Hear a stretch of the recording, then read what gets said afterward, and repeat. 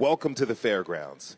For the first time in Metro history, this speech is available live in Spanish and Arabic translation, which you can access by dialing the number on your program. Will you please join me in thanking the John Overton High School Commercial Music Ensemble for their pre-show performance.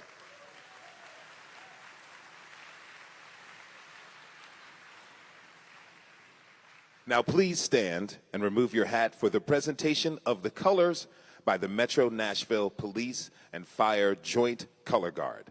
And remain standing for the Pledge of Allegiance presented by Metro Council President Pro Tem, Ms. Zulfat Surara.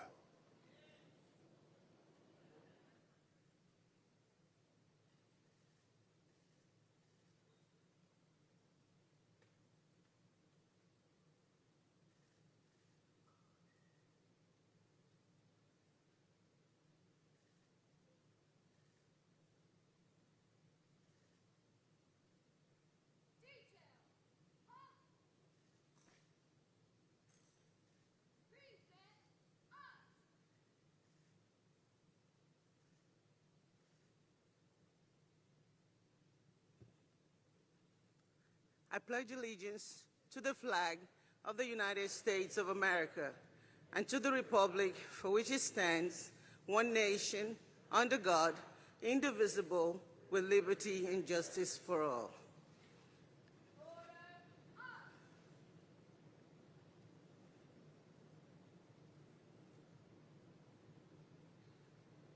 Thank you. You may be seated. Now, I hope you'll join me in welcoming Reverend Sandrea Tolbert, Executive Director of the Scarrett Bennett Center, for today's invocation.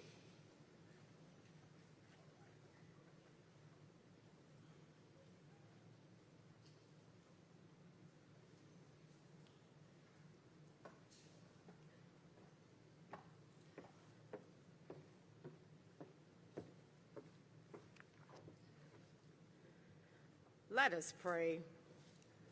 O God of grace and peace, grant, great, awesome God, let your ear be attentive to our eye and your eyes open to hear the prayer of your people. Creator God of sunrise and sunset and everything in between, we rise this morning first with hearts of gratitude for your bountiful blessings. We give thanks for keeping us and providing for us. We thank you for today as we collectively come together, our mayor, our public officials, and our great city. We're asking your blessings upon the Honorable Freddie O'Connell, Mayor of the City of Nashville, Metro Council, government officials and employees, the entire community and surrounding communities. May the leaders lead with moral vision, not losing sight of their humanity.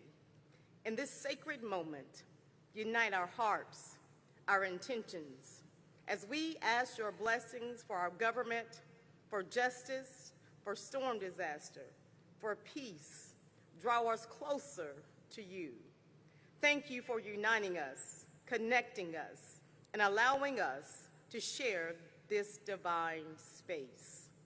May we seek ways to include and not exclude. May we appreciate and celebrate one another's differences.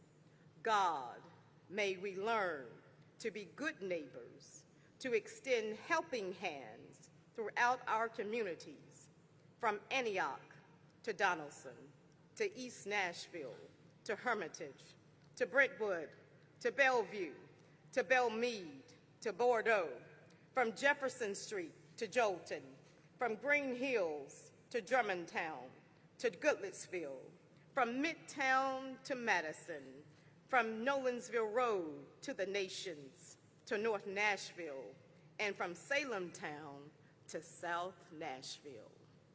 Remind us that we are not only leaders, but servants, and it's our responsibility to serve the people of this community, from our youngest citizens to our senior citizens. Remove all injustices, racial, financial, cultural, religious, and gender.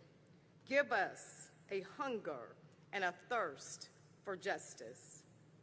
God, expand our thought process with innovative ideas for affordable housing, accessible transportation, equitable education, employment opportunities, competent, compassionate health care that is inclusive of mental health and safe environments.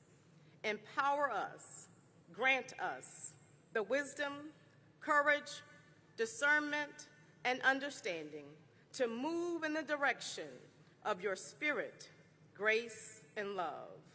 May we be mindful to serve as beacons of hope, love, and unity for all. Fill us with harmony, peace, purpose, until we are full and overflowing into the lives of those that surround us. We pray that we do not work that we do the work that you have called and appointed us to do for this betterment of all people. May this prayer be a testament of our desire to connect with you, seek your guidance, to open minds, souls, and hearts to your presence. Allow us to reflect, renew, and recommit. God bless us and keep us. May your face shine upon us and be gracious to us. And may your face, O God, turn toward us and give us peace. Amen, and so be it.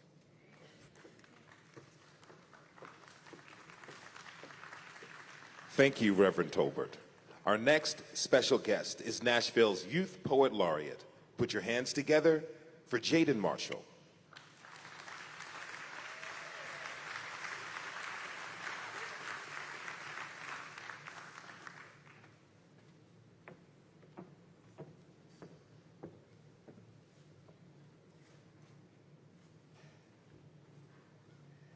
My mother drowned me in books. She fueled my love to write and read. See, her aspirations for me included best-selling author or the next Dr. Reed. She placed in my hands the knowledge she knew in the future I would need. For a child is but the byproduct of what their environment force feeds. While my mother was steadily sewing together my dreams, school was unraveling them every day, bit by bit from the seams. Books became a defendant on trial, the plaintiff, our very state, pulling them off our library shelves, leaving only open wounds in their wake, where color turned into white guilt and rainbows flooded their pearly gates. They ask why the caged bird sings, but how else do children express their pain? In history class, we will learn about America's founding fathers, learn about child labor, the traditional wife, and the drunk, abusive father, but watch as they silence the strange fruit swaying in the trees, cast down the gavel upon the fatherless homes created by their own democracy, a witch hunt on our literature and history. This must be what they call the American dream, where school bathrooms become trap houses, where kids hide away to blow away their anxiety.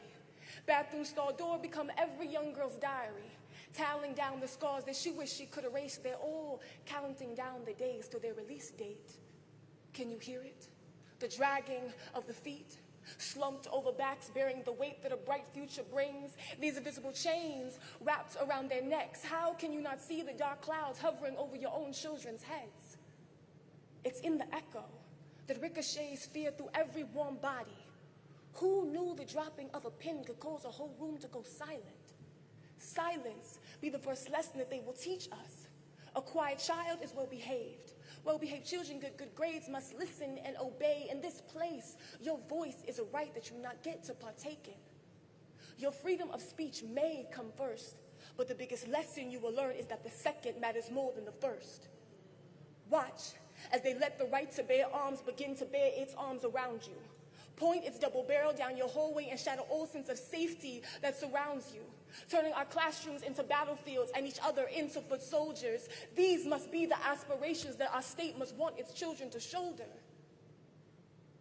We look to ban books instead of teaching kids to read. Focus on arming our teachers rather than aiming our children in the right direction to succeed. Mother Tennessee, you're overprotective of your children, not realizing that you're the reason we can't breathe. My mother drowned me in books. She fueled my love to write and read, placing hope in one hand and in the other her faith in me that she knew I would need. A bright future is what she wanted for me, where books become ships sailing into new worlds, throwing its passengers' reflections into its own words. Classroom turns into community. Every voice be valued and shared. A space that harbors unity and light, no longer darkness and fear. And teachers teach about defending one another instead of becoming our first line of defense. See this be the dream that my mother handcrafted and passed down to me. For she understood a child is but the byproduct of what their environment force feeds, of our aspirations and dreams. Thank you.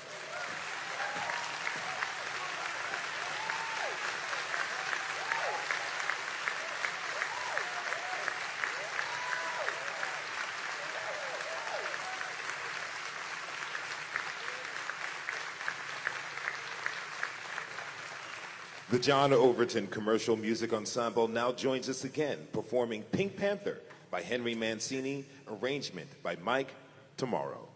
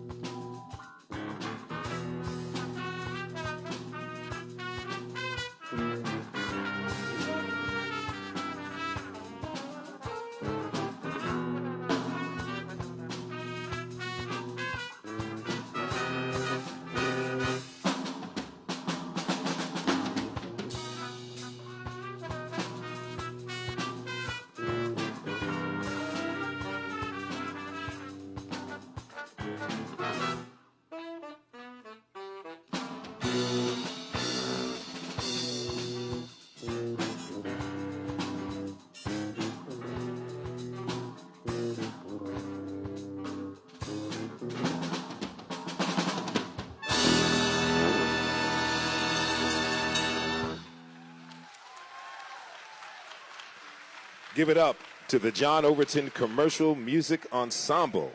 They sound like the Buddy Rich Big Band. That's awesome. Thank you so much for that beautiful performance. Now, ladies and gentlemen, let's call this meeting to order, shall we? To preside, let's welcome Nashville's Vice Mayor and President of the Metropolitan Council of Nashville and Davidson County, Angie Henderson. Good morning. I'm Vice Mayor Angie Emery Henderson. I am President of the Metropolitan Council of Nashville and Davidson County. Thank you, Reverend Tolbert, Jaden, and Overton Ensemble. Powerful words and great music. It is my pleasure to welcome you to a special meeting of the Metro Council. This is always an important day for our city, and council members and I are grateful to all Nashvillians, fellow elected officials, and everyone working for and with Metro government joining us today, whether that's online, at work, or at home, or here at the Nashville Fairgrounds, which is not our usual meeting place, of course, but this big purple bus would not fit inside our council chamber at the historic courthouse and City Hall.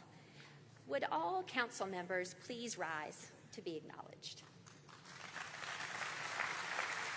This council is now 8 months into a new term with our first budget season together underway, and it is a privilege to lead and support this city's legislative body. So thank you for joining me in applauding their service to our city. Thank you, council members. So whether you say special called or specially called or just special, the Metro Charter says this is both a specially called and a special meeting of the Metro Council, but today I'm going to choose to use special, which means designed or organized for a particular person, purpose, or occasion. And this meeting of the Metro Council has been organized for the particular purpose of the mayor sharing the state of Metro government. So let's begin.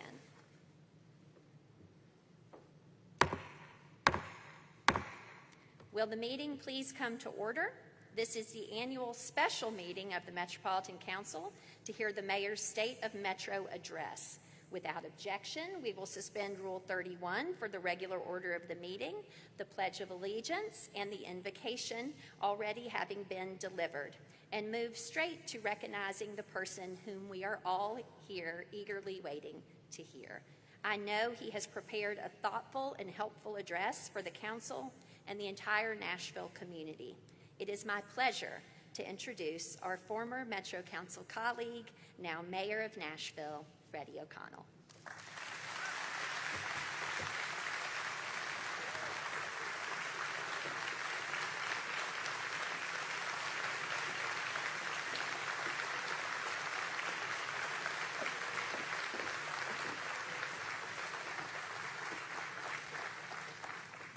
Well, good morning, everyone. Vice Mayor Henderson, Pro Tem Suara, Budget and Finance Chair Porterfield, members of this historic Metro Council, honored guests, and my fellow Nashvillians. I am honored today to present the 61st Annual State of Metro Address on behalf of the Metropolitan Government of Nashville and Davidson County. I want to thank our hosts here at the Fairgrounds Nashville, as well as our sign language and Spanish and Arabic language interpreters who are helping us today reach more of our community. This is the first time a State of Metro address has been offered in multiple languages.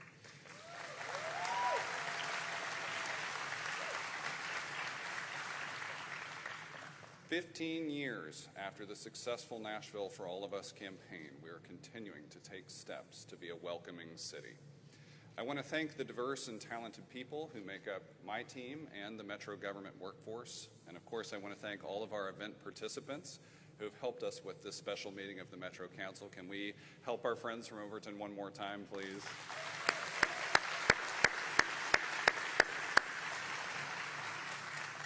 And I want to recognize and thank my family, without whose support I couldn't do this work.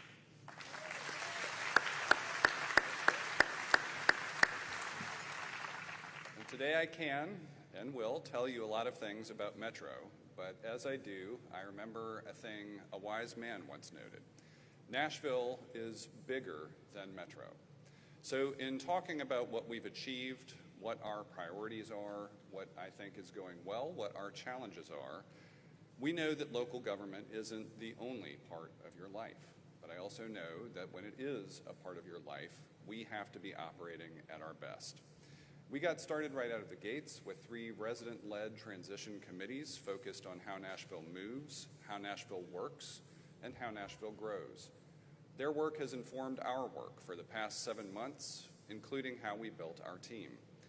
Today we'll be talking about a lot of numbers, and they matter, but I know it matters more when we pave the pothole you encounter every day than that we filled 20,000 potholes this year alone. I'd like to start talking about where we are, as in where we are physically today. Spoiler alert, I have no big announcements for you today about the fairgrounds, but there are some things worth sharing about this place's past and what we know about its present. When I was a kid, we used to come to Fair Park. It was sort of like a permanent version of the Midway at a state fair. And by the time I was enjoying the rides, the old wooden roller coaster was already decommissioned. It was like a fossil, a decaying monument to a bygone age. What an early indicator that things change and leave the bittersweetness not just of memory, but even the fear of missing out in their wake. Now that coaster skeleton and all of Fair Park is gone, along with Opryland. Those of us who've lived here for a while have lost a lot of beloved places, and there's a shared grief every time we lose a Rotier's or a Knockout Wings. But that same childhood also didn't have the current downtown library, an actual zoo, or a Frist Art Museum. Later, as a teenager working at my first job at the Great Escape on Broadway, we used to head to a warehouse in what is now the Gulch and sling boxes of surplus inventory onto a truck and head to the flea market right here, where we'd sell comic books for $0.25 and other stuff you might find at the register at the main store. I loved working the flea market, even after Fair Park was gone. We're about to celebrate the 55th anniversary of the flea market at this very spot, May 24th through 26th, and I guarantee you'll find a good deal on something. Now, at that first job, I was working for the minimum wage, $4.25 an hour back then. I got a raise, then the federal minimum wage went up, and it was higher than my raise. Now, that federal minimum wage, $77.25 an hour today, hasn't changed in 15 years. But we know that the cost of living in Nashville has. And we're trying to make sure that we make progress toward paying everyone in Metro a living wage. With this year's budget recommendation, we're increasing the lowest hourly rate for full-time government employees in the city to $20 an hour.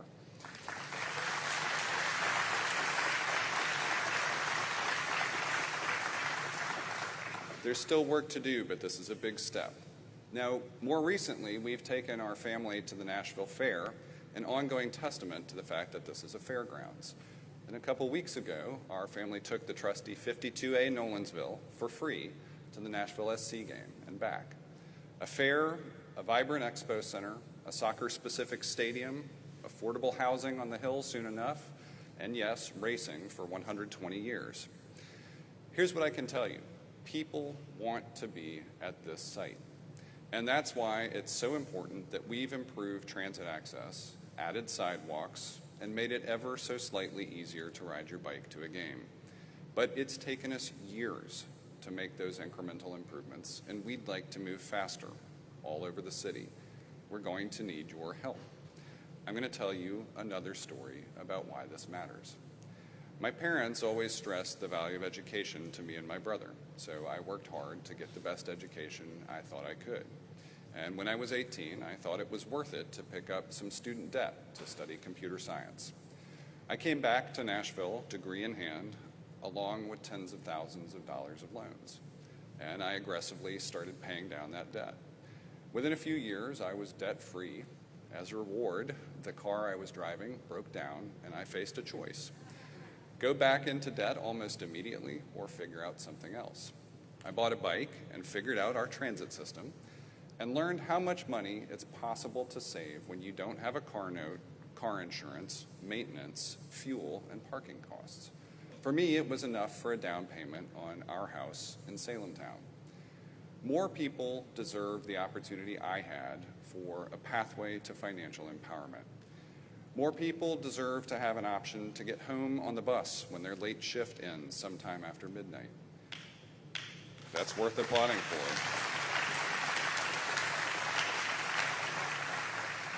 More people deserve to come to the fairgrounds without fighting traffic just to fight for a parking space. More people deserve to walk to the schools and small businesses around the corner without being in a ditch or on a shoulder. And more people deserve to catch green lights more often when there's no traffic coming the other way.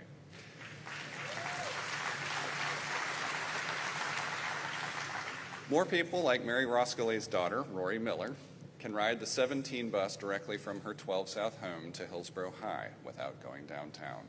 More people, like Prince's hot chicken manager, Tamara Kelly, can find more employees to work at Tanger Outlets, which will have new bus service. And more people like Joy Endall, a power wheelchair user, can have more options with WeGo and their access services.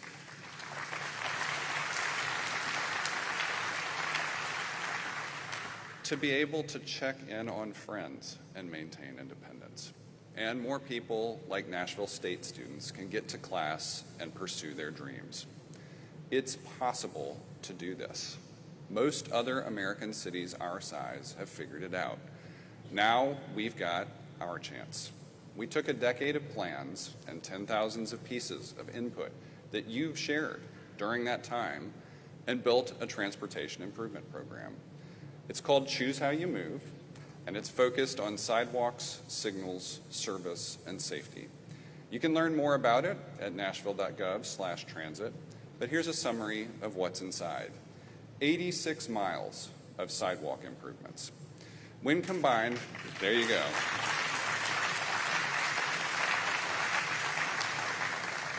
When combined with our annual capital spending, this will let us complete the entire Walk and Bike Nashville Priority Sidewalk Network. This is a big deal. I know Councilmember Allen knows it's a big deal. 54 miles of upgraded corridors to provide faster, more reliable transit options, better sidewalks, and improved safety on our busiest roads. A transit system that runs 24/7, 365 because Nashvillians don't just work from 9 to 5. We're doubling the frequent service and adding nearly double the number of crosstown routes.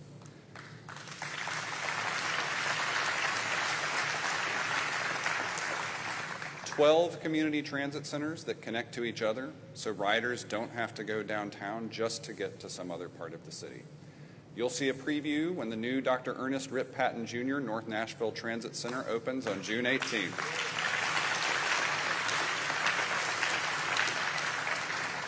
And if we get this done, we'll also have 17 new park and ride facilities, 35 miles of upgraded and new bicycle facilities, and the thing that might help us all the most, upgrades to almost 600 traffic signals.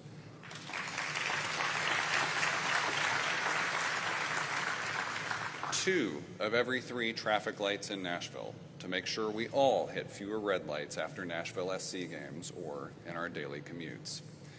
This will help people moving around the city, whether they're walking, biking, taking transit, or driving. These are the things Nashville residents have been asking for.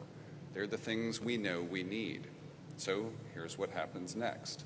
Under the terms of the state law that lets us pursue dedicated funding for transportation and infrastructure, we have to do an independent audit. We just found out this morning, in fact, that we have had that audit approved. And so now,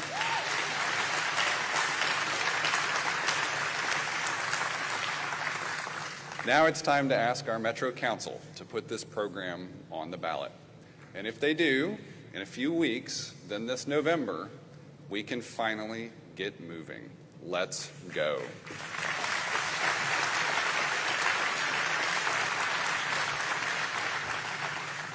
This isn't the only thing we're doing. I can't tell you enough about how much I love working with our team in the mayor's office, the larger team of Metro, and the people just outside who give so much of their time and energy to making what we do go. Today's a good day to take stock of what we've already accomplished, what's happened along the way, and the work we know lies ahead.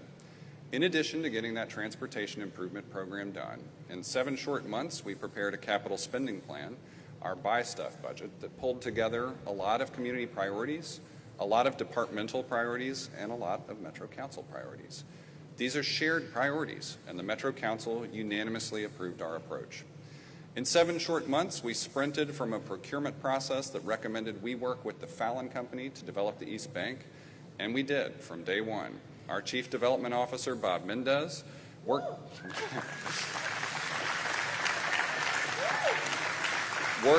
diligently with multiple people from our amazing Metro team and other partners to create a deal that does some important things. Last year, we talked about a Nashville for Nashvillians, and Bob and that team worked on this principle intently, thinking about the things that made the neighborhood and community experiences he's known throughout his life great. He tweaked the dials to make sure that the East Bank included churches and childcare, local businesses and jobs, sidewalks and transit, these things that connect people no matter what they earn. Bob and a great team worked hard to set us up to build from scratch a real neighborhood where real Nashvillians will live.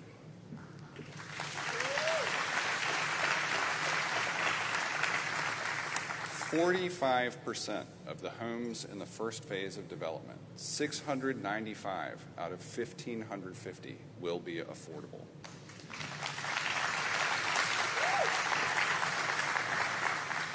We spent a lot of time negotiating for a cluster of new neighborhoods that will offer homes for people of all walks of life.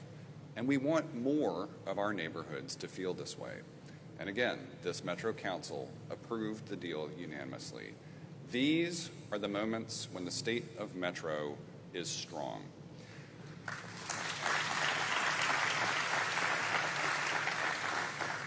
We did all this while we suffered conspiracy theorists reopening the wounds of the Covenant school shooting, while we grieved with Chief Drake over the loss of his only son under extremely trying circumstances, while we weathered deadly and devastating tornadoes, while we endured winter weather that comes along only once every quarter century, while we responded to plane crashes and disappearances.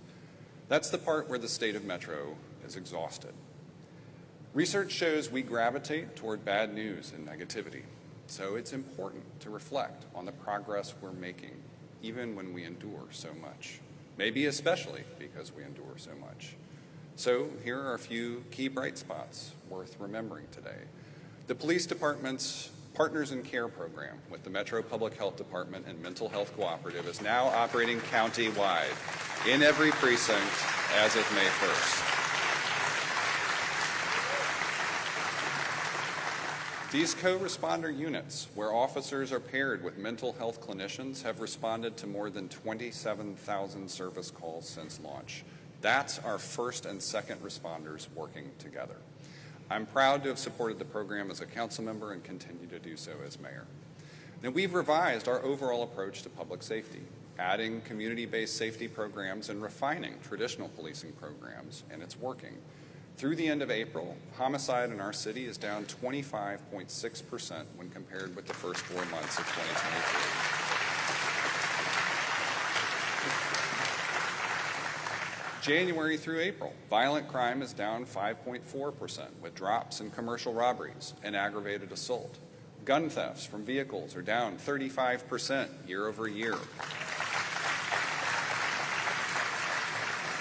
Since February 1st, MNPD's special initiative to combat car theft and related crimes has resulted in 401 arrests and the recoveries of 229 stolen vehicles and 92 guns. But our approach to public safety is comprehensive. There have been 127 new hires at our Department of Emergency Communications in the last 15 months.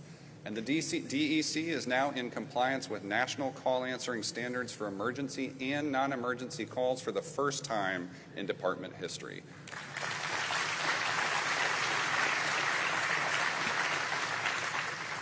With 92% of 911 calls answered within 15 seconds. And that's on top of a 66% improvement in non-emergency calls answered within 20 seconds.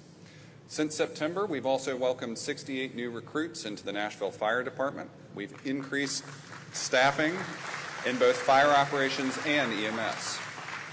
And we're on pace for the first time in years to have the police department fully staffed by the end of this year.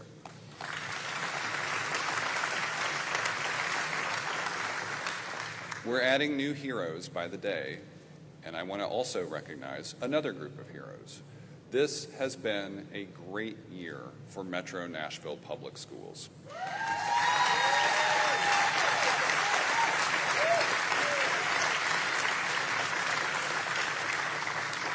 It's one thing to be recognized by your community. It's another to be upheld as a national model. Our Metro schools recently received national recognition in the Education Recovery Scorecard as one of just 2 large urban districts in the country in the top 10 for both reading growth and math growth.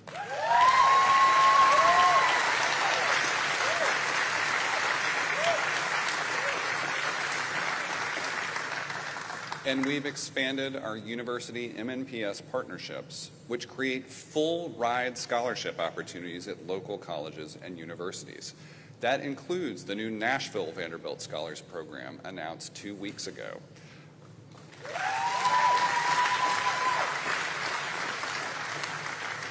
I just spoke at the Nashville State Commencement, where 34 early college scholars graduated as part of the remarkable partnership between Metro Schools and Nashville State.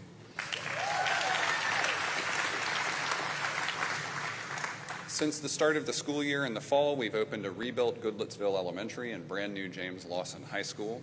And we've started construction on 3 completely reinvented elementary schools with groundbreaking ceremonies for Lakeview, Paragon Mills, and Percy Priest. We're proposing to invest $18 million in textbooks in this year's budget.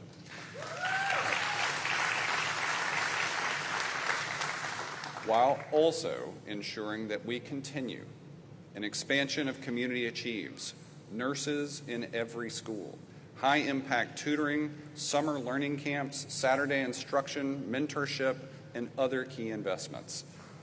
This continuity is helping us not go off a cliff with the end of one-time federal funding. A few months ago, we had an exciting announcement at the Matthew Walker Comprehensive Healthcare Center, where a partnership with Nashville Health and others will be working to address high blood pressure and hypertension in the 37208 zip code. I was there to announce Metro committing $1 million to support this multi-year project.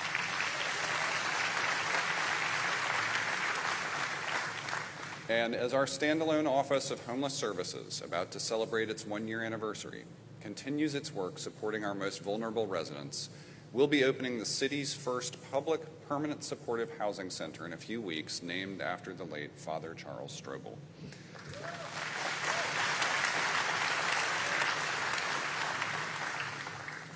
Many years, the State of Metro address includes new initiatives announced in the budget.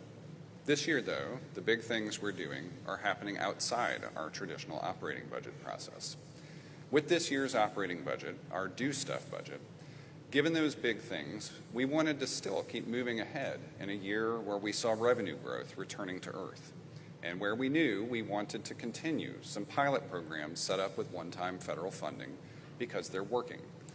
So we're keeping the lights on. We have a strong pay plan. We're investing in our public schools and affordable housing, and otherwise living within our means within this year's operating budget. But we're still investing all over the county. A new park at Mariposa, expanding the park at Mill Ridge, finishing those 3 new elementary schools, 2 new fire stations, planning a new library at Hadley with our buy stuff budget. We're building Nashville's next great neighborhoods on the East Bank while investing deeply in the neighborhoods we already have. And we're trying to serve you better through tools like Hub Nashville while we're at it.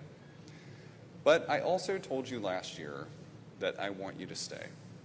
And before I end today, I want to share with you a few things that I hope will make it just a little easier to stay, or give you something to share with someone else that makes it easier for them. Sometimes when I speak with community groups, there's a chorus of, "I didn't know that," at the end. This is probably the biggest community group I've ever spoken to, so I don't want to leave you empty-handed. For starters, Representative Harold Love did something big last year, working with the state to increase income thresholds for people who are eligible to participate in our property tax freeze and relief program administered here in Nashville by trustee Erica Gilmore.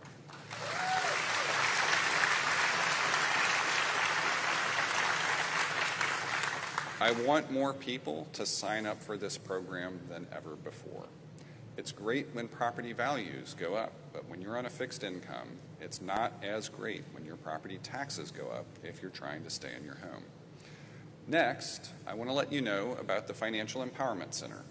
This is an absolutely free financial consulting service supported by Metro that has helped Nashvillians eliminate millions of dollars of bad debt and increase savings by millions of dollars over the past decade. If you're experiencing any financial stress whatsoever, make an appointment today. This is available to everyone. This is probably the most important year yet for TennCare re-enrollment since COVID. If you are enrolled and not sure about your status, need access to health care, please check it. And if you need any help, get in touch with Get Covered 10. NES, our local utility, participates in TVA's Home Uplift program, which can give you free upgrades to your home that save you money on your utility bill. This is something we did in Metro. We've also funded eviction right to counsel through the Legal Aid Society. If you're facing eviction and need help, please reach out to Legal Aid. I don't want to give you just a list of URLs, but these are all relatively easy to find online, and we'll keep trying to make it easier to find resources like this. Basically, if something is hard, please get in touch with us, whether it's through Hub Nashville or the front door of the actual mayor's office. We're trying to make sure you have no wrong door if you need help. We don't have a program for everything, but we have a lot of people in this city who care about each other. There are so many things smart, committed people have been working on to make our lives just a little easier. sometimes for a while now, and I want people to know about them.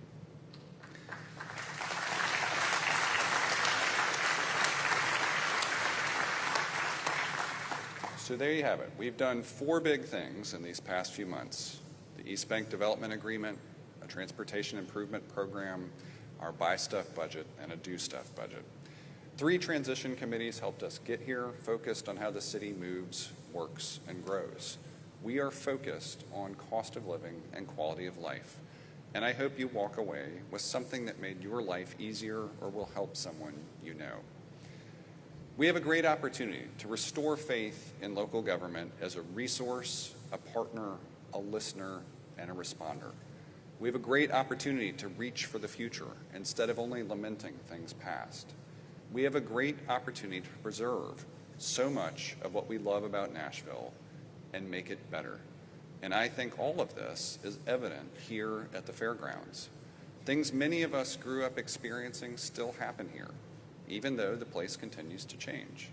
And new experiences are possible here too. People still want to be here. And we want to make it easier to get here, just like all the other places people want to be or need to be in this city. So thank you for taking a stroll down memory lane with me today. Let's give ourselves some more choices about how we move into our future together. Thanks, Nashville.